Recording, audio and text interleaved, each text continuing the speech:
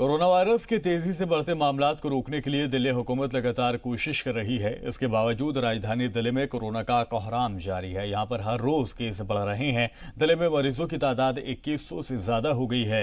वहीं अब जामा मस्जिद इलाके में भी कोरोना ने दस्तक दी है। जामा मस्जिद इलाके में कोरोना की एंट्री। एक परिवार के 12 लोग कोरोना से मुतासिर। दिल्ली के 31 पुलिस वाले क्वारंटीन में हैं। दिल्ली में कोरोना मुतासिर के मामले लगातार बढ़ रहे हैं।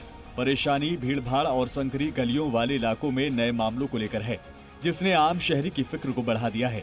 जामा मस्जिद इलाके में एक घर में 12 लोग कोरोना पॉजिटिव मिले हैं, जिसमें एक बच्चा भी शामिल है। कोरोना मुतासरीन के मामले सामने आने के बाद गली को सील कर दिया गया है। इसके अलावा दिल्ली पुलिस के स्पेशल सेल में तैनात एक हेड कांस्टेबल कोरोना पॉजिटिव पाया गया है, जिसके बाद स्पेशल सेल में तैनात 71 पुलिस एहलकारों को क्वारंटीन में भेज दिया गया है। दिल्ली में कोरोना मुतासिरों की तादाद बढ़कर 2000 के पार हो गई है।